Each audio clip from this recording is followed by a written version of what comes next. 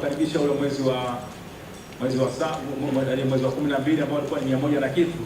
Kabla hapo ilikuwa na 500 na zaidi, na wengine ilikuwa 500 vile vile. Kwa idadi ni kubwa. Tanganyika Wausate katika kipindi cha hii miaka miwili ya uongozi wetu imekutana na changamoto nyingi. Changamoto kwa msingi ya kwamba mabadiliko makubwa sana ya sheria yetu, sura 307 ya sheria za Jamhuri ya Muungano wa Tanzania, na vile vile changamoto ya ugonjwa wa corona ambaye tulikuma mwaka jana na kuleta athari kubwa sana katika utendaji kazi wetu, sio kwa sisi tu bali ni kwa dunia nzima, na athari zake zinaendelea kutugusa hadi hivi sasa. Mabadiliko ya sheria yetu yalifanyika Januari mwaka 2020 yalisababisha tukashindwa kufanya mkutano mkuu mwaka jana. Tuliwaandikia barua mara ya kwanza tukiwa tumewaalika kukutana mwezi wa 4 mwaka 2020, ikashindikana. Tukaandika kuarifu kwamba tutakutana tarehe 25 ya mwezi wa 6 2020, tukakutana na kikwazo, tukiandikiwa kwamba hatuwezi kufanya uchaguzi wetu bila kuwa na kanuni ambazo zimepitishwa na kutangazwa na kuchapishwa katika gazeti la serikali.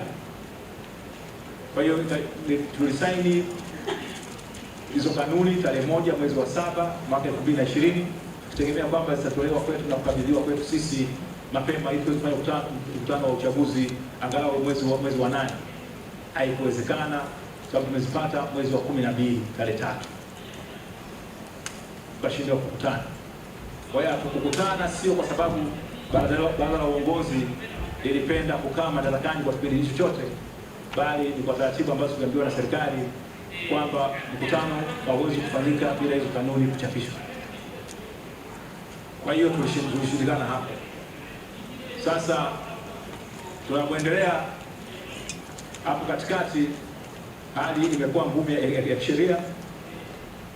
Utendaji kazi wetu kutana na changamoto nyingi sana. Matatizo ya mawakili, kutana na kesi za utakatishaji wa fedha au kutishwa kufanya hizo kazi. Vile vile mabadiliko ya sheria mbalimbali ambazo kwa namna moja au nyingine zimekuwa na athari katika utendaji kazi wetu na vile vile katika sekta nzima ya sheria nchini. Kwa hiyo TLS katika kipindi hiki imeendelea bado kujikita na kusimamia katika imani yake na kazi yake kubwa kwamba ni taasisi ambayo inapigania utawala wa sheria. Tuliweza kutoa matamko pale ilipotakikana na sehemu nyingine kuomba kwamba busara iweze kutawala, na maana yake ngoja matamko tungekuwa tunatoa mara kwa mara, lakini tuliweza kujizuia kwa namna moja au nyingine. Lakini pale tulipotakiwa kusema tulisema bila kuogopa kwa niaba ya wanachama wetu. Wanachama wetu vile vile kukutana na changamoto za kesi za kutaka kufutiwa uwakili wao. Kama chama tumesimama upande wa wanachama wetu kwa sababu kifungu cha 4 kinataka sisi kama TLS kuwatetea wanachama wetu.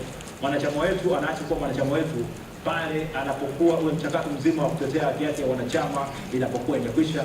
Na hivi sasa kuna kesi ambazo kama TLS tunazifanya za kutetea wanachama ambao wanatakiwa kufutiwa uwakili wao, na wale ambao wametangazwa kwamba wamefutiwa uwakili lakini nafasi ya rufani bado ipo, na hiyo kazi tunaifanya bila kupiga kelele, lakini tukiamini kwamba mwisho wa siku haki itaweza kutawala. So we are a society that believes in the rule of law.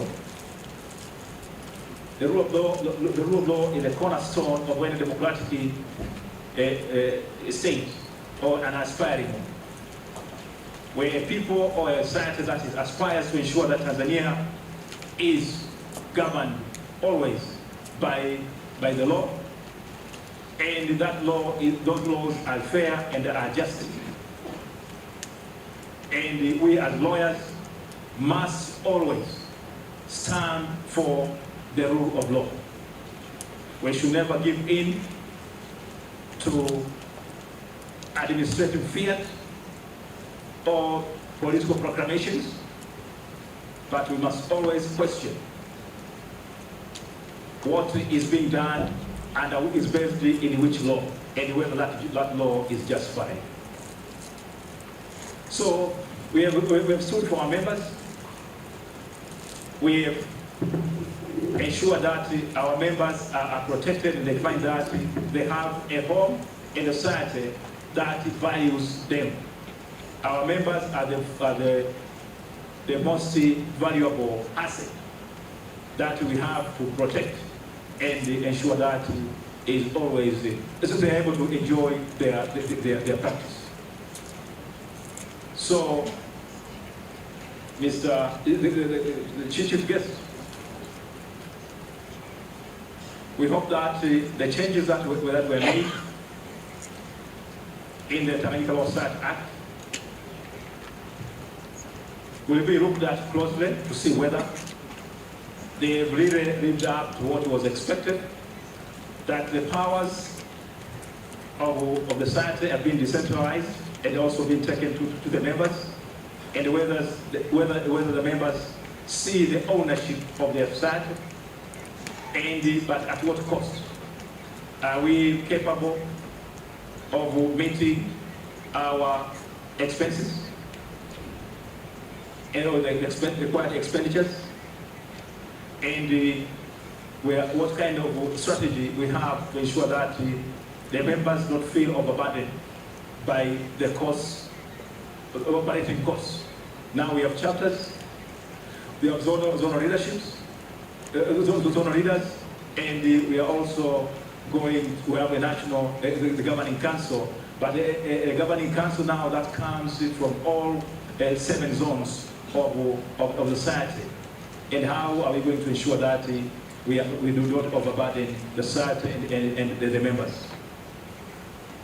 At the same time, we have more than 1,773 members who are no longer paying their dues to the society. These are now they work in the private, so in the government, state attorneys, charities, and the other people working in public institutions. These they are counted to be amongst the 10,101 members of the society, but in actual fact, they are not contributing anything to the society because the law has waived the obligation to pay their annual subscription fees. And we have a challenge that only amongst the 10,000 of our members, only 6,300 pay. The ones who are paying for their to the society. So we have a challenge. But these members also expect some services from the society. How can we ensure that we don't have free riders in our society? So I do hope the new leadership that will take you over from us will continue to ensure, we'll take it from there and ensure that all our members pay to the society and ensure that the society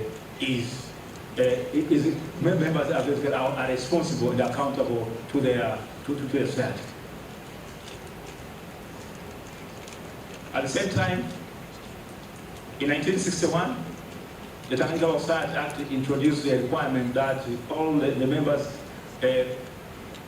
membership renewal fees that are paid to the judiciary are supposed to be sent back to the society. That section of the law has never been honored. We have been pressing for that. Even this year during the Law Day, in my speech before the President, the late President Mkuu, I mentioned, I think that every year we are contributing over 800 million. And that amount of money is supposed to be remitted back by the government to TLS. But this requirement has never been honored. So we hope the new leadership will take it on and ensure that the government is able to send back all the monies that were supposed to be sent to the society from how many years. We need the numbers have to be calculated. We worked out to ensure how much money the state or the government is supposed to send to basically channel those money to TLS. So, ndugu mgeni rasmi, nashukuru sana kwamba umeweza kutoka Dodoma na kuweza kujumuika nasi siku hii ya leo. Kikao hiki ni kikao cha muhimu sana, lakini ni kikao cha kwanza kikubwa baada ya mabadiliko ya sheria ya chama chetu. Natumai kwamba utaweza kupatia maneno ya sababu gani ambazo zilipelekea sheria ya chama chetu kuweza kubadilishwa na mambo gani ambayo sekta ya sheria yanatakiwa kufanyiwa marekebisho ili kuweza kuboresha mfumo wa sekta ya sheria katika nchi yetu na kuhakikisha kwamba tunafanya kazi zetu kwa uhuru. Wanachama wana changamoto nyingi. Kubwa ni mzigo mkubwa wa kuweza kuhuisha leseni zao, takwa la kuwataka wao wawe wamejisajili na mfumo wa VAT. Hata kama kipato chake hakifiki milioni 40 kwa mwaka na vitu vinginevyo kama hivyo, tukitegemea kwamba ili kuwafanya mawakili na wao hawana utofauti na watu wengineo kuweza kutotengwa au kuonekana kwa kwamba wao ni viumbe ambao wanatakiwa kuandamwa na matakwa ya kulipa kodi kubwa tofauti na raia wengine wa nchi yetu. Kwa hiyo tunafurahi sana kwamba mmeweza kujumuika nasi siku ya leo na kwamba hotuba yako itaweza kupatia mwanga wa hayo mambo yote ambayo yamejitokeza na namna gani basi sisi mawakili na chama chetu TLS na namna gani serikali inapanga kushirikiana na TLS kuweza kufanya mabadiliko makubwa au kutusaidia kuweza kufanya kazi yetu kuwa nyepesi. Mwaka jana wakati wa mabadiliko ya sheria yetu tulitoa maoni, na sikiliza tu kusema kwamba katika maoni yote licha ya kukaa Dodoma kwa muda wa wiki nzima, ilibadilishwa neno kutoka laws ikawa law, neno moja katika one of provisions. Lakini mwisho wa siku nikaanza kujiuliza, je, natakiwa kwenda kukaa Dodoma tena kupigania mswada wote ule? Kwa hiyo napenda kusema kwamba kwa kuwa sisi ndio wadau wakubwa wa sheria Tanganyika Law Start Act, tunategemea kwamba maoni yetu yangeangaliwa kwa namna inayotakikana. Mapendekezo yalipotolewa, tulipeleka ule mswada kwa wanachama na tukaomba kila mkoa utoe maoni yake, na sisi kama baraza la utawala tukachukua maoni yale tukaleta Dodoma, lakini mafanikio yetu tu tulikuwa kubadilisha herufi moja kutoka laws kuwa law. Kwa hiyo napenda kwa namna moja naonyesha masikitiko yangu, lakini imani kwamba uongozi unaokuja utasonga mbele kwa ujasiri mkubwa. Lakini ni ahadi yetu ambayo tunapenda kuirudia tena, TLS itaendelea kusimamia kuzungumzia haki na kuzungumzia sheria bila uoga wowote ule. Ni vyema hilo likaeleweka na wote tukaliheshimu na tukafahamu kwamba sisi sote tuwe serikalini na tuwe nje ya serikali, tuwe chini ya sheria na tuwe watumishi waaminifu wa utawala wa sheria za haki na za ukweli. Baada ya kusema hayo, ndugu mwenyekiti, ndugu mgeni rasmi, nasema asante sana na karibu. Natumai kwamba uko tayari kuweza kutuhutubia, lakini kabla yako ningeomba nimkaribishe Rais wa Mahakama ya Afrika aweze kutusalimia. So I take this opportunity to invite the President of the African Court to give us some remarks and about his presence in our midst, and from there we'll be able to invite our chief guest to address. Karibu sana.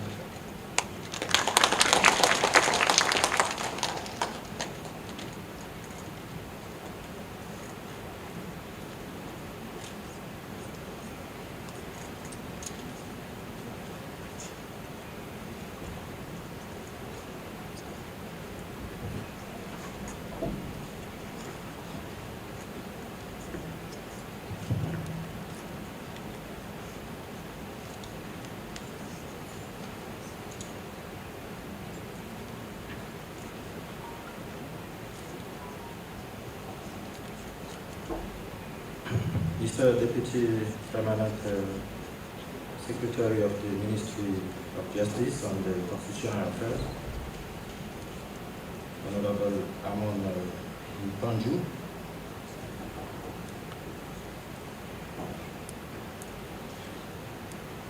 Mr. President of the Tanganyika Law Society, Dr. Vuta Nshala, retired judges Fuz Twaib and Robert Nikuvute. I hope I spelled well.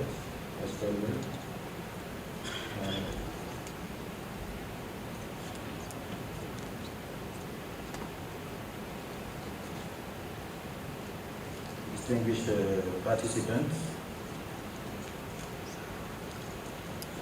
allow me to express my happiness to attend this meeting today and to convey also the greetings of my colleagues, judges of the African courts. And since we are just at the second day, I think, of the Ramadan, let me take that opportunity to encourage our brother Muslim on this important celebration of the pillar of the Islamic culture. The African Courts on Human and People's Rights, just to brief you about it, is the judicial organ of the African Court, of the African Union. It is a continental court which mandates is the protection of human rights in Africa. And when I say Africa, I mean all the 55 countries that compose the continent. And precisely, Tanganyika Law Society is one of the major councils appearing before the Continental Court, and it has played and continue, of course, to play a very important, very essential role in defending the rights of litigants who have seized the courts for alleged violation of the human rights. And one of the very important cases that they have achieved before the court is the case of WEWE. So that case led to a very important decision. And from some aspect of that decision, the Constitution has been changed to take into account some major aspects of that decision. So you understand why I'm attending this meeting today, because for us, this institution, I mean TLS, is a very important institution in achieving the state of law. So I would just like to encourage you, to congratulate you, and also to assure you that the court will always be on your side. So I will not say more than that. Today I was just coming to support you and also to convey the greetings of my colleagues of the court. Thank you very much.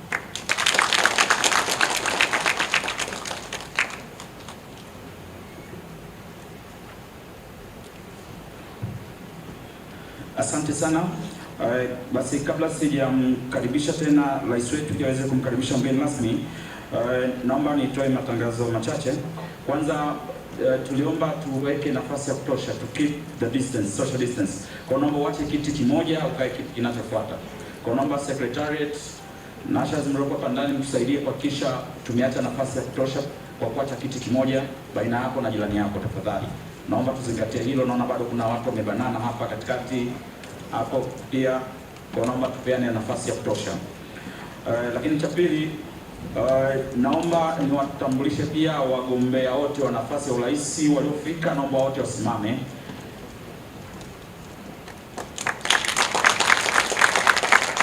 Asante, naomba mketi.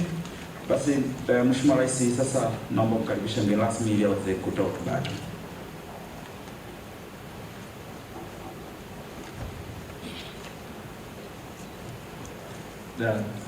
Karibu sana Kwa heshima na taadhima, napenda kumkaribisha Naibu Katibu Mkuu wa Wizara ya Sheria na Katiba, ndugu Mpanju, aweze kutuhutubia. Ni mwanachama wetu mkubwa sana ambaye amepigania chama chetu na tasnia ya sheria, na vile vile naona tumeanzisha kamati ya wanachama wenye ulemavu au wenye changamoto za ulemavu. Hii ni matokeo ya kazi yake kubwa ambaye alifanya na kuweza yeye pamoja na ndugu yetu Mandis kuweza kuonyesha umuhimu wa namna sisi kuwajali wanachama ambao wanakabiliwa na wenye ulemavu, na namna gani bado tuna kazi kubwa ya kupigania majengo na marekebisho ya majengo ya mahakama na sehemu mbalimbali ambazo tunafanyia shughuli zetu, kuweza kuboresha kuhakikisha kwamba watu ambao wana ulemavu hapa nchini wanaweza kuzingia na kuzitumia bila matatizo yote sana. Tunakushukuru sana ndugu Naibu Katibu Mkuu, na karibu sana uweze kutuhutubia.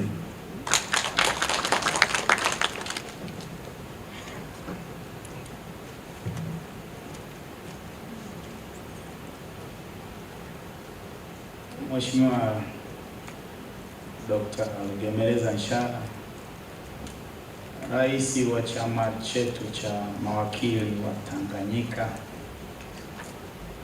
uongozi wa baraza la chama chetu, Rais wa Mahakama ya Afrika ya Haki za Binadamu na Watu, waheshimiwa majaji wastaafu mliopo, Secretariat ya chama chetu, waheshimiwa sana mawakili wenzangu, waandishi wa habari, mabibi na mabwana, na wasalimia kwa jina la Jamhuri ya Muungano wa Tanzania.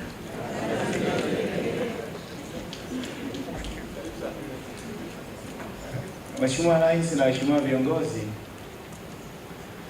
awali ya yote nitumie wasaa huu kumshukuru sana Mungu mwingi wa rehema aliyeturuzuku uhai na uzima hata tumeweza kukutana hapa sisi sote leo hii. Tunajua ni kwa fadhili na kudra zake Mungu, kwa kuwa wapo wanaotamani kuwa kama sisi tulivyo, tunaweza tukakaa tukaongea, lakini kwa neema hizo na mapenzi ya Mungu wengine wawezi, wengine wametangulia mbele yake. Kwa hiyo tunapopata wasaa kama huu tunamshukuru Mungu anayewezesha yote. Lakini la pili, ni shukuru sana uongozi wa TLS kuona umuhimu wa kuialika Wizara ya Katiba na Sheria kuja kushiriki kwenye mkutano mkuu wa chama chetu, lakini pia kuja kufungua rasmi mkutano wetu mkuu. Tunawashukuru sana. Hii ni ishara ya ushirikiano na utayari wa TLS kufungua milango kushirikiana na serikali katika kutimiza jukumu letu la kuhudumia wananchi wetu, ikiwemo kukiendeleza na kukiimarisha chama chetu na tasnia ya sheria kwa ujumla. Pia ni shukuru sana Secretariat na uongozi wa TLS kwa maandalizi yote yaliyowezesha kufanyika kwa mkutano huu. Hii ni pamoja na wahisani wa mkutano huu. Nimekusikia Mheshimiwa Rais umeeleza changamoto zilizopelekea mkutano usiwepo. Ni kweli kwamba sheria na kanuni zimepelekea mkutano usitishwe kama mlivyokuwa mmetarajia, na sababu ziko wazi. Lakini sambamba nayo, hatimaye mmeweza kuitisha mkutano ili kutimiza jukumu kama kanuni na taratibu zinavyowataka. Mabibi na mabwana, nitumie fursa hii pia kueleza, pamoja na kwamba nitafafanua yale uliyoibua Mheshimiwa Rais, lakini sote kama tunavyofahamu, vyama vingi vya kitaaluma, ikiwa ni sambamba na vyama vya kisiasa na vyama vya wafanyakazi, vilianza wakati wa ukoloni kwa malengo mahususi kulingana na kada iliyohusika kwa msingi ya vyama vya kitaaluma kama kilivyo chama chetu cha TLS, kikiwa na lengo la kuwaunganisha na kuwaleta pamoja wanachama kwenye tasnia hiyo ili kuunganisha nguvu na kutetea maslahi yao kwa mujibu wa sheria zilizopo na taratibu zake. Na ni kwa msingi huo utaona chama chetu kilianzishwa mwaka 1954, lakini na vyama vingine vya madaktari 1959, vyama vingine vya wale waganga wa mifugo, vikafuatiwa na vyama vya makandarasi na wengineo, ambavyo kimsingi ni kusimamia na kuendeleza na kukuza tasnia husika kwa mujibu wa taratibu zilizopo. Na kama sote tujuavyo, chama chetu cha mawakili Tanganyika, wakati tunapata uhuru, ilikuwa na wanachama 9, lakini tunavyoongea leo hii kina chama takriban 10,000, na ni juhudi mahususi zilizochukuliwa na serikali ya Jamhuri ya Muungano wa Tanzania mara baada ya uhuru, kwa sababu msingi wa vyama hivi kwa ni kutetea uhuru na haki za kundi husika, na ndio msingi hadi leo, na ndio msingi tunaodumu nao. Na serikali tunachokifanya ni kuweka mifumo na miundombinu ya kuwezesha vyama hivi kukua na kuendelea.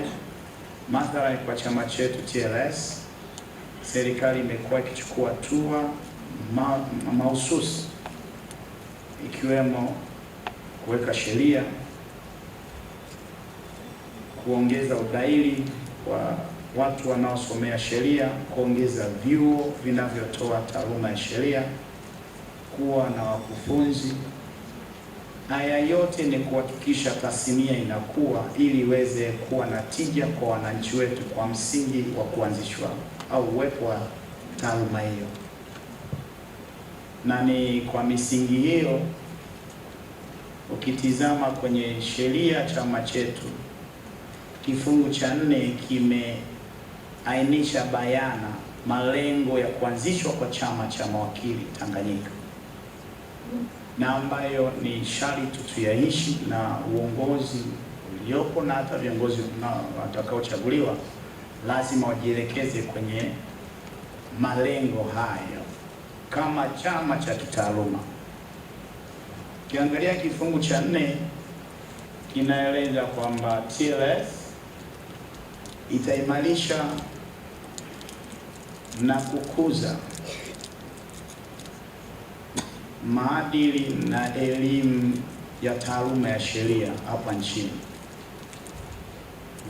Lengo la pili, TLS itawezesha upatikanaji na kuendelea kwa elimu ya sheria hapa nchini. La tatu ni kwamba TLS itaisaidia serikali na mahakama katika masuala yote yanayohusu sheria na utawala wa sheria pamoja na huduma ya uwakili. La 4 ni TLS kuwakilisha, kulinda na kukuza maslahi ya wanachama wa fani ya tasnia ya sheria, na 5 ni kukuza na kulinda maslahi ya wanachama na masuala yote yanayohusu wanachama kwa kisheria. Sasa ukiangalia haya malengo ni kwa mujibu wa sheria, na TLS ndiyo inabidi jikite kwenye maeneo haya kama ilivyo kwenye vyama vingine vya kitaaluma ambavyo tunavijua.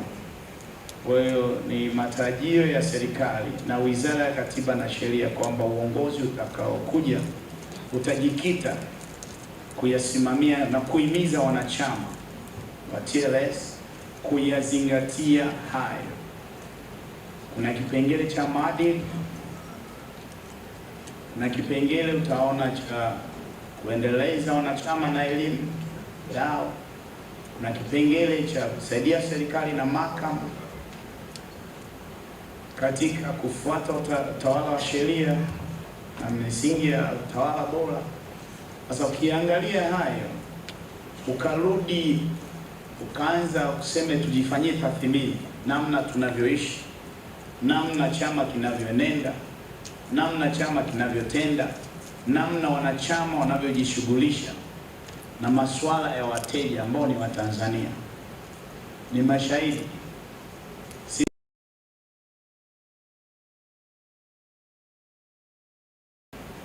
Tunakubaliana ndugu zangu? Tunakubaliana? Tuambizana ukweli. Tukubaliane. Yaani ukisha kuwa na jamii lazima kuna watu ambao mienendo yao nakuta inakiuka taratibu na sheria zilizowekwa. Kuna mawakili wanachukua sheria na wanachukua mashauri ya watu na kutowawakilisha kwenye mahakama na vyombo vya upatikanaji wa haki, na wakati wamesha wachaji fedha wa Tanzania, na mawakili wanatelekeza mashauri au wanayaharibu kwa makusudi. Lakini tumekuwa wote mashuhuda wa kauli za kashifa dhidi ya majaji na mawakili, ambayo kimsingi ukitoa kauli hizo za kashifa kwa majaji na mawakili unajeruhi na kuharibu mahusiano baina ya chama chetu na mihimili ya serikali, kwa sababu mwisho wa siku tunahitajiana sote, serikali, mahakama na hata bunge. Tunahitaji taaluma ya sheria ili tuweze kutunga sheria zinazoakisi mahitaji ya jamii, tuweze kurekebisha sheria zinazolenga kuleta tija kwa wananchi, kuleta maendeleo kwa nchi yetu na kuimarisha uchumi wetu, kuhakikisha tunakuwa na amani na usalama. Ninaposema hivyo, sisemi kwamba tunazuia TLS isifanye kazi au tunaingilia uhuru wa TLS. Uhuru wa TLS katika mazingira yote yale huko pale pale, kwa sababu ni swala la kisheria, ni swala ambalo haliwezi kuwa tempered with. Lakini lazima tutekeleze majukumu yetu ndani ya utaratibu, tukijua sote tuna dhamana ya kuhakikisha kila tunachokifanya kinachangia kulinda amani na usalama wa nchi yetu. Lakini TLS ijikite kwenye misingi ya kuendeleza tasnia ya sheria. Haiwezekani ifike mahala ambako chama cha mawakili Tanganyika kinaweza labda kuongelea chochote kile, hata yale yanayogusa tasnia nyingine au yanayogusa taaluma nyingine. Ni kweli tunajiita wasomi, sisi ni mawakili wasomi, si ndio? Lakini usomi wetu ni kwenye muktadha na ndani ya mipaka ya sheria. Kwa ni vyema viongozi mtakaochaguliwa kutafakari na kuja na mikakati mipya ya kuengage wadau wengine wote tunaohitaji katika kutimiza jukumu letu la kuwakilisha na kuwasemea na kuwatetea Watanzania ndani ya mipaka ya katiba na sheria za nchi yetu. Hiyo ni rai ya serikali kwa uongozi utakaokuja. Sisi serikali na hususan Wizara ya Katiba yenye dhamana na masuala ya kisheria, milango iko wazi. Tunawakaribisha kwa ushirikiano. Tengenezeni hoja, tukae mezani, sisi ni wenzenu. Tukistaafu au likatokea hapo la kutokea, huku ndo nyumbani. Huku ndio hisia, yani huku ni nyumbani. Kwa hiyo lazima tukuimarishe, tuweke mifumo sio inalinda waliopo, inalinda wajao na sisi sote, kwa sababu huko tu ni kwa kuwazima, ni kwa muda, lakini unaweza kukuta maisha mengi ukayatumia huko. Kwa umri kama wa mzee Rais mstaafu Mwinyi, unahitaji uwe na wenzako. Lakini licha ya hiyo, bado sisi sote tunahitaji kukamilishana, tunajenga nyumba moja. Mheshimiwa Rais, umesema kuhusu sheria iliyorekebishwa sura 307, na nieleze kwamba mara nyingi kada ya sheria huwa sisi ni conservative na traditional, yani tunataka ku-maintain vitu hivi. Ilikuwa ni changamoto, Mheshimiwa Jaji Twaibu na Robert Makalamba wanaweza wakaeleza. Nadhani mliokutana nao kwenye semina za juzi na jana mmepata faida. Ilikuwa ni ngumu sana kuintroduce mabadiliko ndani ya muhimili wa mahakama. Ni ngumu, yani ilikuwa ni vuta nikuvute. Lakini yale mabadiliko yamekuwa na tija sana kwa kuimarisha mfumo wa upatikanaji haki ndani ya mahakama, kwa kuweka mgawanyo wa majukumu ili kuhakikisha majaji na mahakimu wanakuwa na muda wa kutosha kushughulika na mashauri, ili tuondokane na mrundikano wa mashauri. Masuala ya utawala shughulikie kada nyingine, na mahakama sasa hivi iko mbele ya mihimili yote mitatu, mihimili mingine miwili. Kwa hiyo wanasheria, tusiogope mabadiliko, na hususani unapoangalia mazingira ambayo wanachama wameongezeka na wanazidi kuongezeka, kwa sababu nia ya serikali ni kama nilivyosema, ni kuweka mifumo ya kuhakikisha tunakuwa na wanachama wengi, ili huduma za kisheria zipatikane kila eneo, ili Watanzania waweze kupata haki zao kwa wakati. Sasa mabadiliko, niombe uongozi unaokuja tuwe na nia njema tu, tutizame kama yataleta ufanisi. Kama yataleta ufanisi, serikali ipo kwa ajili ya wananchi na nyie ndio wananchi.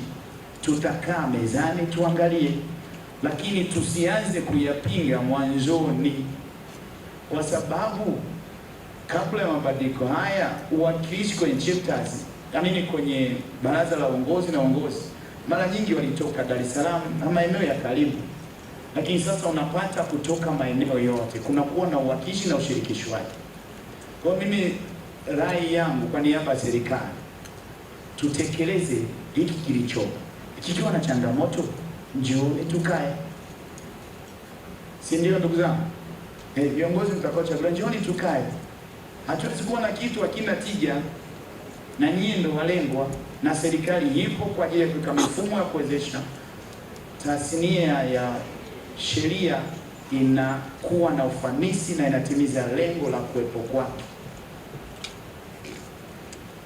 Mheshimiwa Rais, umeongelea pia swala la hao wanachama 1703 ambao ni mawakili wa serikali. Kimsingi msimamo wa serikali, hatuwezi kuruhusu wale kupractice, ila litatokea. Hatuwezi kuruhusu kupractice kwa sababu lazima tulinde wananchi wetu, lazima tutekeleze sheria zilizopo, lazima tuhakikishe mgongano wa maslahi haupo, kwa sababu kulikuwa na matumizi mabaya ya mtu kuwa wakili wa serikali na hapo kuwa wakili ambaye ana practice, private practitioners. Ilikuwa ni changamoto na ilikuwa ni ngumu kwa serikali kuweza kulinda wananchi. Kulikuwa na mgongano wa maslahi, vitu vya serikali vinatumika kwenye shughuli binafsi, usingeweza kulipata hilo, wakati kada nyingine tumezizuia zisifanye hivyo. Sasa hilo la sisi tulio serikalini kupractice halitatokea, ni mpaka baada ya kustaafu, ila milango iko wazi kwa uongozi mpya kukaa kutengeneza hoja. Na niwaombe uongozi unaokuja utakaochaguliwa, tuweke utamaduni wa kutengeneza hoja na kwenda mezani. Haileti tija mimi kusimama hapa nikatoa tamko sijaengage wanaohusika. Sote tunajenga nyumba moja. Halikadhalika hili swala la namna gani watu walioko serikalini bado wanaweza wakatoa mchango kwenye chama chetu, liletwe, tutaliangalia. Inaweza ikawepo nani practicing fee ambayo ni ndogo, lakini kuna ile mfuko wa naitwa the Advocate Trust Fund. Sasa sisi tutakufa na sisi, na tukistaafu tutakuja huku. Tunaweza kuwaliana utaratibu ili kukawa na watu wanachangia kadri ya hiari yao, as long as members wachangie ili chama chetu tusustain, tusibebeche mzigo waliopo, alafu mimi staff naingia na dumbukia naendeleza pale pale. Si ndio ndugu zangu? Hilo si linaelewa? Hilo najua mtalipenda. Kwa hiyo uongozi utakapokuja, tunaomba mtafakari na tukae, mlete, tujadili, tuone, lakini pia kuwe na ownership na wale watakaohusika walikubali, then serikali hatuna shida, kwa sababu lengo ni kuhakikisha chama chetu kinakuwa endelevu, na of course hilo linaenda sambamba na kuhakikisha TLS ya secretariat matumizi yanakuwa ni yenye tija, nazingatia misingi na michango ya wanachama iwe na tija kwa ajili ya kuendeleza chama chetu na kuendeleza tasnia ya sheria na elimu kwa wanachama, ili tutekeleze na kutimiza majukumu ya kuwepo kwa TLS. Matarajio ya serikali, viongozi watakaochaguliwa, tutajikita katika ile nililosema la kuendeleza taaluma na tasnia ya sheria. Mengine yasiyotuhusu sio lazima. Ngoswe mwachie nani? Ngoswe mwachie Ngoswe. Haina tija na haina maslahi kwa chama kujikita au kujiingiza kwenye masuala ya harakati. Haina tija wala haina maslahi kwa chama kuacha jukumu lake la msingi la kitaaluma kujiingiza kwenye mambo ya kisiasa. Ninawasihi sana viongozi mtakaochaguliwa, nenda kwenye msingi na malengo ya chama hiki. Tunachotarajia sisi serikali ni kuona chama kinakuwa, chama kinakidhi malengo ya wanachama, chama kinatekelezwa matakwa ya kuanzishwa kwake na si vinginevyo. Mawakili mpo? Mawakili wanawake mpo? Mawakili wanaume mpo? Hamjakabidhi nchi? Ni utani jamani. Mheshimiwa Rais, uongozi wa baraza la chama cha mawakili Tanganyika, viongozi mbalimbali, mabibi na mabwana, mawakili wenzangu, wanahabari, baada ya kusema haya, niseme kwa niaba ya Katibu Mkuu Idara Katiba na Sheria, napenda kutumia fursa hii kutamka rasmi kwamba mkutano mkuu wa chama cha mawakili Tanganyika mwaka 2021 nimeufungua rasmi. Asanteni kwa kunisikiliza na Mungu awabariki.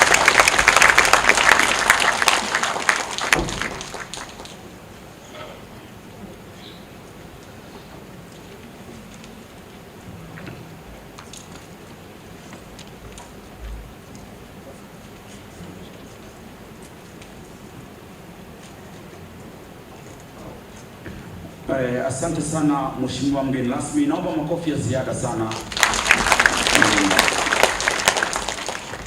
Pamoja na hayo, nitambue uwepo wa mwenyekiti wa kamati ya uchaguzi, naye amefika, wakili Charles Chungula. Naomba usimame upungie wanachama mgeni rasmi. Lakini pia tuna wagombea wa nafasi ya makamu wa rais waliopo, naomba wasimame.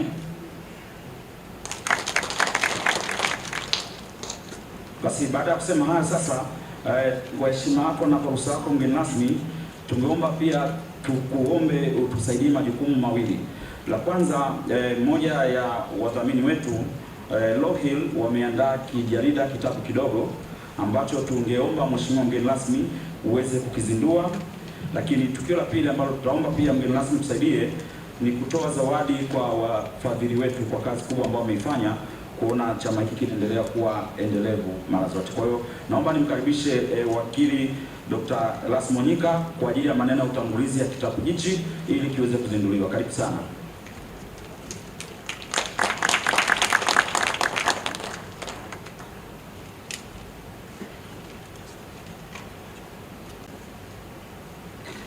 Honorable the guest of honor, Honorable Harmony Panto, Deputy Secretary, Ministry of Justice and Constitutional Affairs, Honorable the President of the African Court of Human Rights, Honorable President of the Tanganyika Law Society, Honorable retired judges, Honorable distinguished members of the Tanganyika Law Society, and members from the media, protocol observed. On behalf of the managing partner of Law Hill and the company advocates, and on my own behalf and on behalf of the entire staff of Law Hill and the company advocates, I would like to briefly tell the audience about Law Hill and the company advocates, as well as the advocates companion, which is going to be launched shortly. As a law firm, Law Hill started commercial operations on the 1st of October 2019, specializing in taxation as well as commercial and cooperative. Over the past 2 years, the firm has experienced positive trajectory in terms of its areas of expertise and in terms of performance, in terms of its clientele as well as financial performance. And because of that, we thought we are obliged to support the activities of our society, the Tanganyika Law Society. We started this last year. We did a best conference where we offered our financial support for that conference. And we said we can do something for this annual general meeting. And it is a pleasure that we were able to extend our literal financial resources that we had to the society. Now, why did we come up with this book, Apple Companion, which is going to be launched shortly? Being a specialized tax lawyer, we were receiving several calls, one from the legal fraternity and the other one also from the Tanganyika Law Society. And hardly 2 weeks ago, I received a call from a senior advocate who was facing a predicament with the Tanganyika Law Society regarding his tax affairs. And then he was asking that, I have received your number from a colleague. I didn't know the colleague who gave my number to the Revenue Senior Counsel. And then he explained to me what he was facing with the Tanzania Revenue Authority. So I gave him a piece of advice. And hardly a week later, the secretary from the Tanganyika Law Society had invited me to propose a topic that can assist young lawyers in making sure that they comply with their tax obligations. Then I said, okay, the calls are so many, and as a law firm, we cannot respond to each one individually. Then I tasked, or the management tasked our research and the training committee to find a mechanism where we can reach the wider audience of our legal profession without necessarily being compelled to answer individual questions. So it is that particular committee that came out with an idea to have the Advocates Companion, which provides briefly and in very simple terms the tax compliance obligations of sole practitioners as well as those advocates who are working in a partnership. So briefly, and we say because we want to support the functions of the society, we want to support the junior lawyers, ourselves being very junior in the firm. The oldest member of the firm is 37 years old, and the rest, most of them are below 30 years, and only 2 of us are between 30 and 35. So we said we owe a duty to the younger generation and to the younger lawyers. We came up with this handout, or with this handbook, and we were addressing 2 aspects: the income tax obligations compliance aspect, as well as the value-added tax compliance aspect. And we were also moved with a famous quote from Benjamin Franklin, one of the founders of the United States of America, where in November 13, 1789, after the Constitution of the United States of America had been ratified, he said that our new Constitution is now established. Everything seems to promise it will be durable. But in this world, nothing is certain except death and the taxes. So this is very certain. And The death part actually occurred to him 5 months after he gave this particular quotation. So it proved that death is certain. And how about taxes? It is also certain. Each country you speak about, whenever project the government would implement, it depends on tax revenues. So this is very certain that we as the members of the legal profession, as citizens, we will also be obliged to pay taxes. And Honorable, the guest of honor, you will recall last year when we were visiting the universities, inspecting them, and providing some suggestions how the university's curricula can be improved. One of the suggestions that was coming out was that maybe this is high time that civic obligation to pay taxes should be one of the causes that should be taught to our schools, maybe from primary school, secondary school, as well as universities, so that each one or each citizen knows his or her obligations to pay taxes.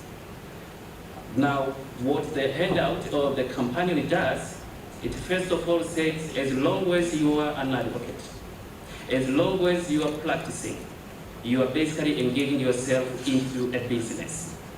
And the Section 3 of the Income Tax Act is very clear. It defines what a business is. It includes our profession. So when you earn any income from business, then you have obligations to comply with the income tax law, one of which having a TIN number, the other one filing your estimates, how much you expect to earn during that year of income, and then you have an obligation to pay quarterly installments based on your estimate. But when at one point in time you realize that your estimates were higher or lower, then the law allows you to revise your estimates to reflect what you will actually be earning for that particular year of income. Now, for the legal profession, most of the time, over a decade, the payment of tax was based on presumptive taxes. That you just go to TRA, they'll just ask you how long have you been in practice, then you say 5 years. They say then your tax will be 1 million, so you'll be paying 250 per each quarter. But as time goes on, the legal development has occurred, and therefore we are also required to file estimates, to file returns, and pay taxes based on the actual revenue that we earn. And this obligation has gone further to the value-added tax, where Honorable Mr. President here had touched on that aspect, that we are also required to have a value-added tax registration number. That means you also have compliance obligations to file your monthly VAT returns. If you don't do that, the handout tells you what is the penalty, and the penalty is huge. So the cost of compliance may be smaller compared to the cost of not complying.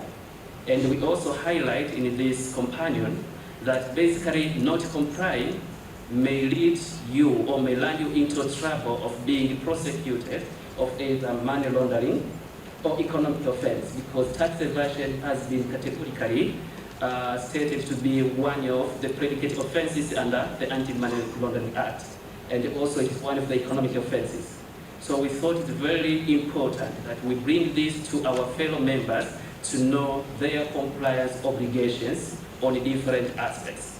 And to show our generosity to the members, we have made limited copies, around 300, and we'll be providing these copies free of charge, just to assist the members of the society.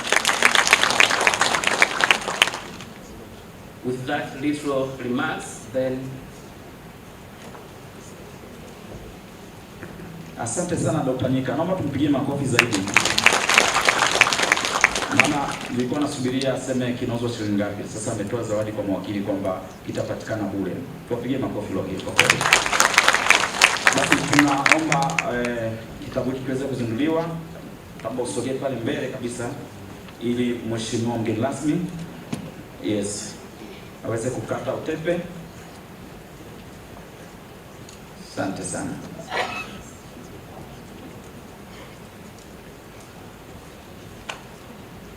Jamani, tunazindua. Asante, kitabu chetu kimezinduliwa rasmi, makofi sana. Asante. Naomba meza kuipate privilege kwanza ya kupata hiyo nakala. Yes.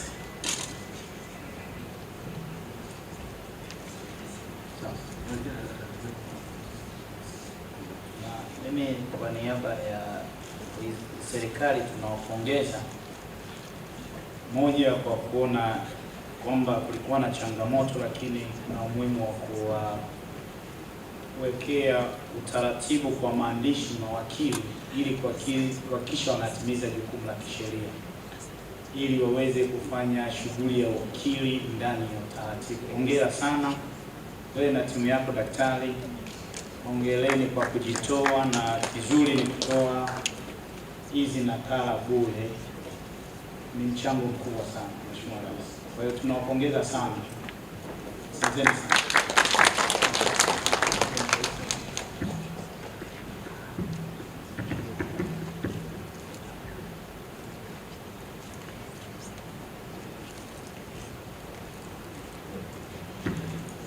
Asante. Naambiwa nakala hizi ziko hapo nje kwenye meza, kwa tukiwa tunatoka wakati wa tea break zinapatikana. Wana nakala za kutosha wote, na tunaweza kupata hizi nakala hapa.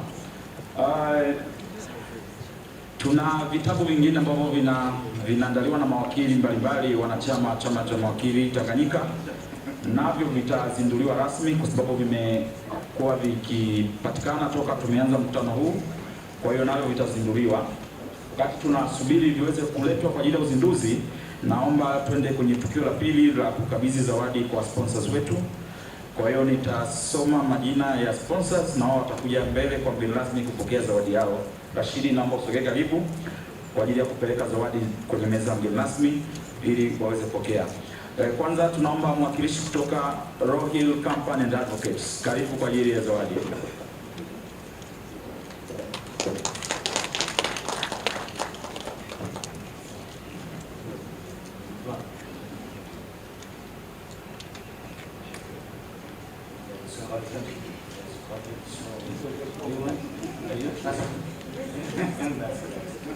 Asante sana. Legal Services Facility LSF.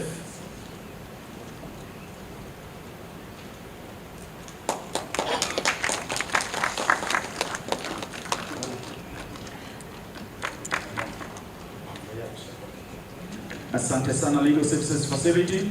Smart Codes Limited. Smart Codes Limited. Au mwakilishi alipo karibu. Yes, anakuja, tafadhali ongeza speed kidogo.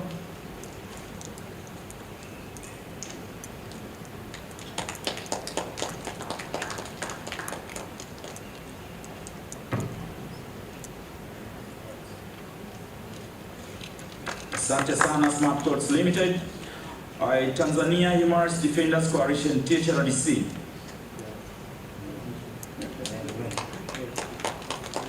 Asante sana. Karibu.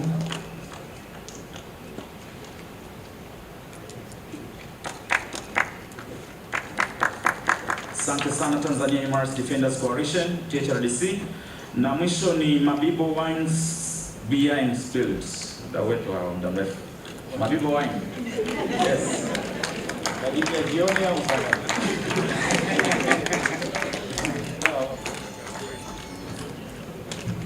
Okay, basi Selemani aje kwa niaba yao. Selemani Pingoni. Sana yafunga macho.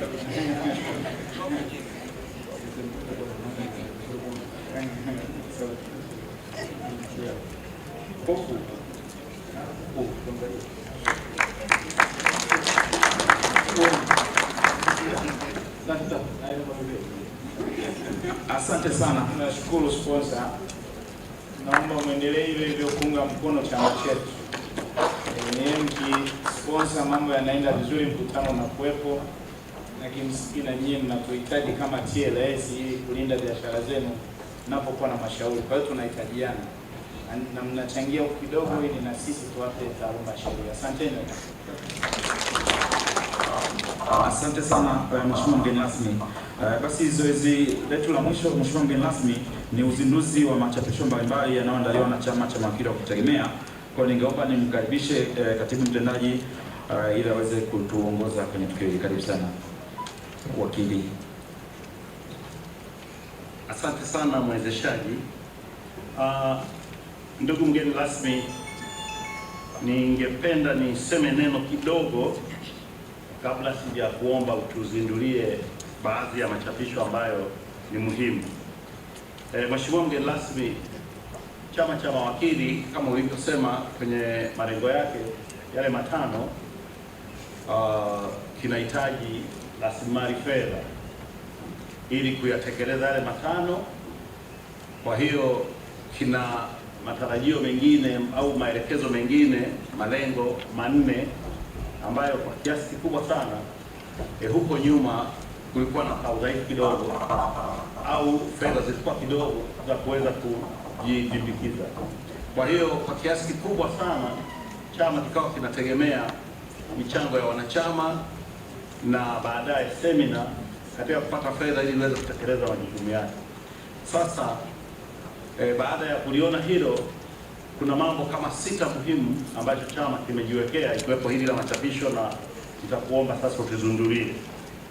Kwanza, baada ya kufanyiwa tathmini na wakaguzi mbalimbali wanaoangalia uwezo wa chombo, tumeshiriki kwa kiasi kikubwa sana kujenga uwezo wa institutional capacity building.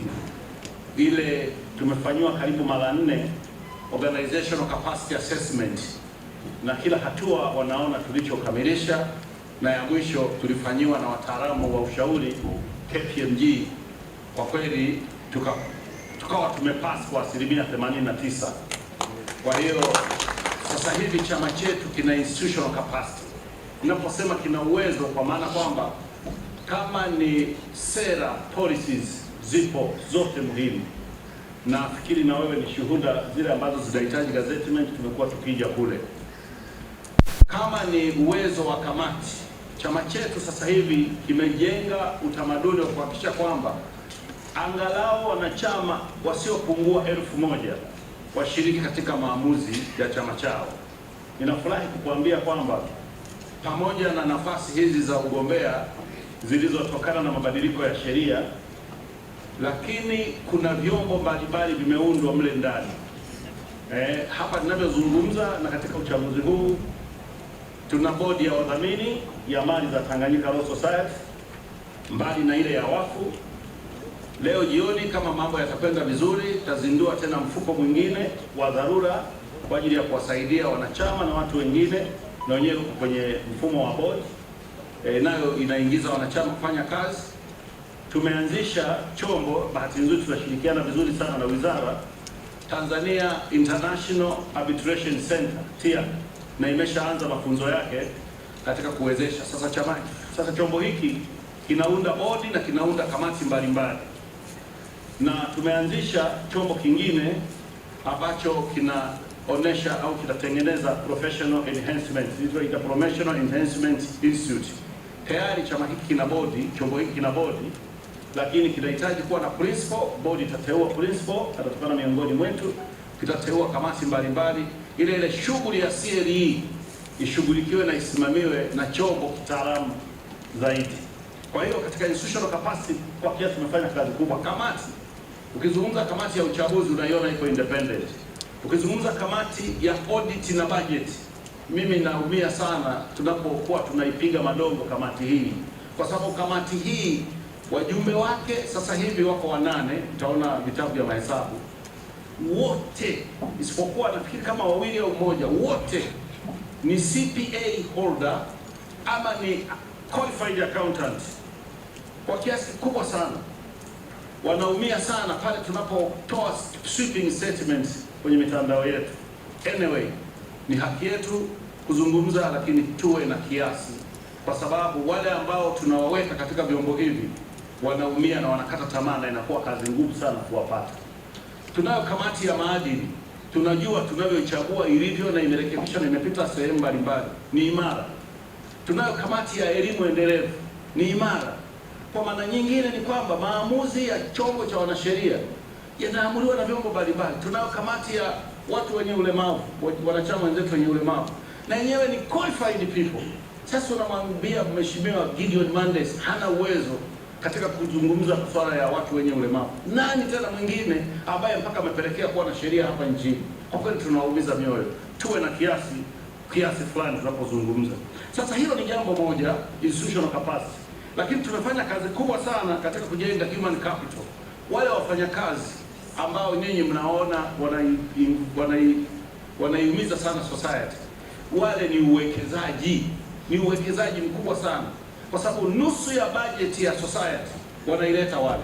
Mnaweza mkaamua ni ninyi wenyewe, mnaweza mkaondoa, lakini kwa sababu mimi nimewaleta, basi mimi niwe namba moja. Samaki akianza kuoza anzie kichwani, mimi niwe namba moja, and then mtafuata hao wengine katika kuwapunguza. Hilo nimeliona nilizungumza, lakini tumeinvest kwenye human capital. Kwa hiyo budget yetu zaidi ya nusu, kwenye ile kamati ya audit na budget inawaambia mlete fedha hizi, wanaleta. Mtaona kwenye vitabu vya mahesabu, mtaangalia comparison, mtasema wenyewe. Lakini tumeingia kwenye sehemu kubwa ya investment kama nilivyozungumza, leo tunaingia pesa. Sasa investment nyingine ambayo ni muhimu sana na ambayo nitakuomba ufanye kazi hiyo ni investment ya machapisho. Investment zote hizi ni huduma kwa wanachama. Wakati huo tunarejesha kidogo kile cha kaizari kwa ajili ya kuendeleza chama. Mheshimiwa mgeni rasmi, nitakuomba uzindue vitabu hivi. Sasa hivi viko vinane, 1 2 3 4 5, viko vinane, viko 7 au 8. Utavizindua muda mfupi ujao, lakini navieleza kidogo ili uvione umuhimu wake na wanachama waone umuhimu wake. Lakini jumuiya ya kule nje ina forge step zetu kiasi kwamba mihuri ya mawakili sasa hivi ni shida. Ukienda TRA hawataki, wanataka mihuri wa mahakamani kwa sababu hawaamini mawakili. Ukienda uhamiaji the same applies, na idara nyingine zote za umma na hata za watu binafsi. Sasa ili kurudisha uaminifu, na ili serikali na mheshimiwa mgeni rasmi nakuomba sana kwenye hili, na ili kutuamini sisi, tumeamua kuzilinda mihuri yetu. Tunaweka security ya stamp. Tunao wataalamu ambao wameshinda tenda, na bahati nzuri yumo ni miongoni mwa watu ambao watazungumza neno leo ni namna gani mihuri yetu italindwa. Sasa mihuri hii matarajio yetu kwa mara ya kwanza, hatutaki kupata faida, ila tunataka tu turudishe gharama, labda kule mbele ndio utahitaji kutoa faida. Muhuri huu ukiutumia, huyu bwana atazungumza, ni advertisement tosha ya kwako duniani, sio hapa Tanzania, duniani. Sasa ni wewe utachagua uendelee kuwa umejifungia huko ndani au endelea kule nje. Hakuruhusiwi ku advertise, lakini muhuri huu unafanya kazi hiyo. Anyway, mimi sio msemaji sana, atakuja azungumze. Na mwisho, tumeinvest kwenye online material. Website yetu tunataka iwe benki ya kila kitu. Wewe ukihama kupata shida, nenda kule, na hata hivi vitabu na vyenyewe tutaviweka kule. Kwa hiyo wewe ingia pale, ingiza kidogo cha kaizari, kidogo sana, ili uweze kupata huduma. Mheshimiwa mgeni rasmi, tunayo kitu tunaita guiding notes kwenye administration ya probate and administration of estate. Zamani mawakili walikuwa na mangamanga, wanahangaika, sample zinakuwa mbali. Wakienda kwa mheshimiwa Makaramba pale, anakuta hii na hii imepungua. Kwa hiyo tukaamua kutengeneza. Na bahati nzuri sana, mtengenezaji wa hii guiding notes ni mheshimiwa Makaramba. Hii hapa inapatikana kwa shilingi 5,000 tu pale kwenye meza.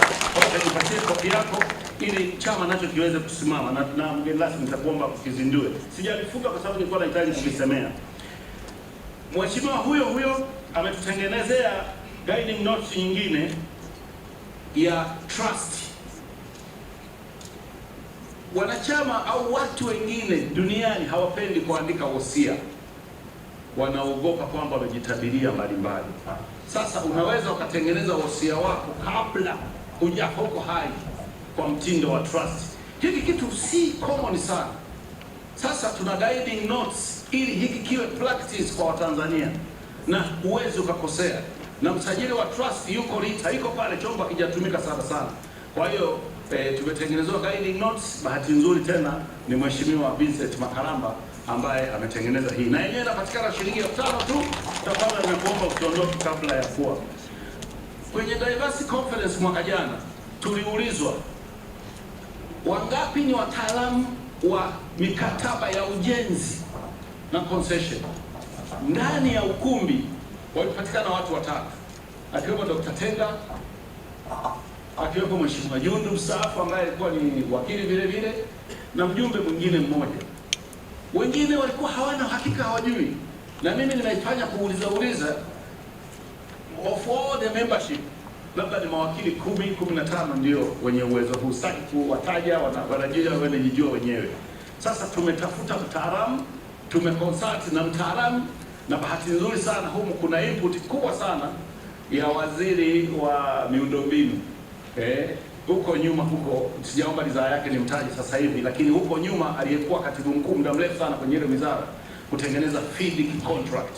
Kwa wakili sasa hivi wale wanaohangaika na ujenzi, kazi zetu ambazo zilikuwa zimeporwa na mainjinia na washauri, nunua kitabu hiki, nenda kawashauri, ni kwa shilingi 5,000 tu. Kwa hiyo hii ni nakugai na namna gani unasuluhisha migogoro ile, baada ya kwenda NCC njoo pale TIAC, sorry lakini kitabu hiki kiko. Sasa tuna matatizo ya charge sheet na shida gani? DPPO kwenye charge sheet na namna gani? Lakini vile vile wa mawakili wetu ambao wako kwenye utumishi wa umma wana matatizo ya kuandika charge sheet. Sasa tumepata utaalamu, tumetengenezewa charge sheet na yenyewe ni kwa shilingi 5,000 tu, ipo inapatikana pale. Mwandishi wa kitabu hii ndugu yetu Dr. Clement Mashamba aliyekuwa Solicitor General, na hii the same thing. Vile vile tuna issue ya petition. Naona kama tujaletwa hapa. Tuna issue ya namna gani unaandika petition. Petition ziko za aina nyingi: petition ya marriage, petition ya challenge vifungu vya katiba, petition ya challenge zile administrative statements na kadhalika. Tumetengeneza na yenyewe sample inapatikana kwa shilingi 5,000. Tuna matatizo ya kuandika plaints na WSD. Vijana wetu wanapigwa PO sana. This nini response clause, disclose the course of action, sijui ni nini declaration of rights na kadhalika. Tuna sample sasa ambayo mpaka ina marginal notes. Kwa hiyo sasa, kwa maneno haya, kabla hatujaanza, kidogo tumebigusa, kabla hatujaanza kusambaza kwa kuviuza na havijasambaa sana kwa wajumbe wetu kama tulivyofanya kwenye diversity, na kuomba sasa kwa ridhaa yako ndugu mgeni rasmi uweze kutamka tu neno kwamba vitabu hivi vimezinduliwa na wanachama waweze kuvitumia. Viko katika edition lakini vitakuwa vinabadilika accordingly. Lengo letu ni kwamba kila aina, kila changamoto wakili tena asimangemange, hata akimaliza jana kesho law school aweze kufanya kazi bila shida. Karibu mgeni rasmi, naomba kusaidie kuzindua.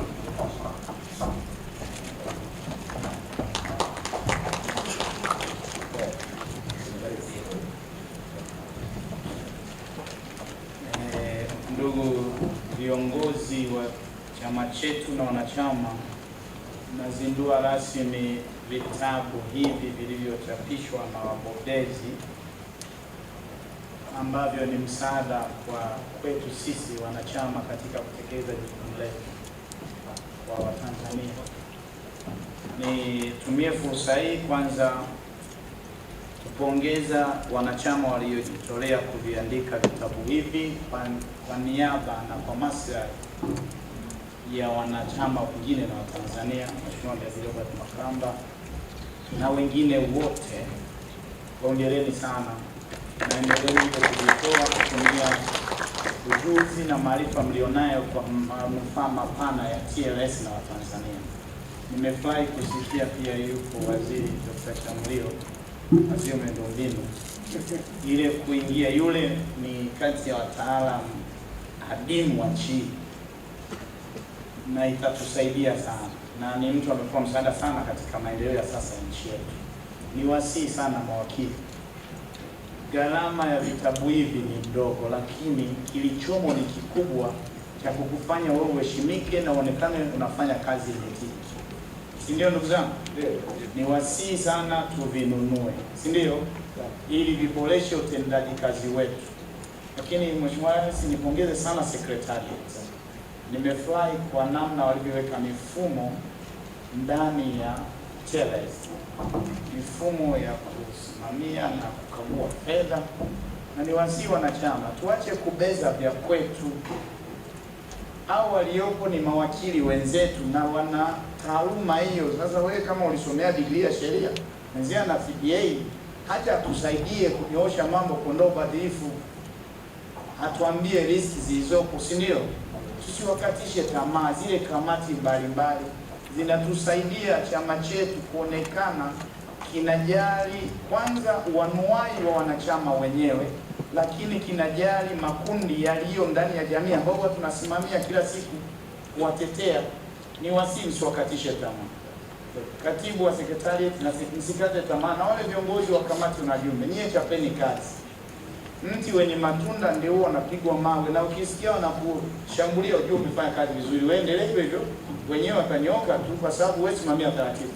Msikatishwe tamaa. Lakini na nyie jamani, sisi ni mawakili tunaotetea utu, tunaotaka uhuru, tunaosimamia misingi ya sheria na utawala bora. Sasa kama hatuwezi kuyaishi miongoni mwetu, tutaendaje kuyaishi kwa watu ambao si wanachama? Haimaanishi usioji. Kama kitu hakijakaa sawa ulizi, lakini tusiwakatishe tamaa, tuwatie moyo, si ndio? Tunaomba tutiane moyo. Chama ni chetu sote. Mheshimiwa, kwa kumalizia, kwa vile nimeshazindua, pia ni shukuru TLS. Kuna zoezi linaendelea. Mmeona naongea Kiswahili muda wote. Kuna zoezi linaendelea kutafsiri sheria zetu kwa Kiswahili, na tumesharekebisha sheria kutaka sheria na mfumo wa upatikanaji haki uwe kwa Kiswahili, ikiwa ni mkakati wa kusogeza huduma za haki kwa wananchi na kuondoa mikwazo na mikingamo ya lugha. Ni wa TLS tuunge mkono hata machapisho yenu, kwa sababu hizi machapisho mliotoa hayana faida tu kwa mawakili, hata kwa wananchi kujua ile namna tu ya kuandaa usia, namna kwamba kuna njia mbadala badala ya kuacha mali zako watu wanazigombania baada ya kufa, unaweza kuweka kwenye trust. Ni elimu tosha kwa wananchi wetu. Sasa ni kweli ni vitabu vya kitaaluma, lakini tuone uwezekano wa navyo kwa lugha ambayo inalenga wananchi pia. Sasa moja tu ya jukumu la TLS ni kuservice wananchi, sio tu wanachama. Kwa hiyo ni wasii endelee na juhudi hizo, tuendelee pamoja. Na pia kuna vitu sikuvitaja, marekebisho tuliyofanya, mfano ya kuanzisha njia mbadala za utatuzi wa migogoro. Mfumo tunaogatua mpaka chini, tunawategemea mtusaidie kusimamia na muunge mkono, kwa sababu unalenga kuondoa changamoto za ufikiwaji haki kwa wakati. Si lazima mashauri yote yaende mahakamani na kwenye vyombo vya upatikanaji haki, lakini ni nyinyi kutusaidia ukatekelezeka kwa ufanisi. Asanteni sana na Mungu awabariki. Asante sana Mheshimiwa mgeni rasmi kwa kazi nyingi ambazo kwa kweli umezitekeleza bila kinyongo chochote. Tunakushukuru sana. Naomba makofi ya ziada sana kwa mgeni wetu rasmi. Tunaelekea ukingoni, tuna zoezi moja la picha ya pamoja. Nitaomba meza kuu tuteremke hapa chini kwa ajili ya picha ya pamoja, na tutakuwa na picha 4. Kwanza tutapata picha meza kuu pamoja na Governing Council. Alafu tutapata picha na kamati mbalimbali za Tanganyika Law Society. Alafu tutakuwa na picha ya viongozi wa chapter zote, na mwisho picha ya secretariat. Baada ya zoezi hilo la picha, tutakuwa na mapumziko ya dakika 10, alafu tutarudi kuendelea na sessions zinazofuata. Karibuni sana ndugu viongozi na mgeni rasmi kwa ajili ya picha ya pamoja.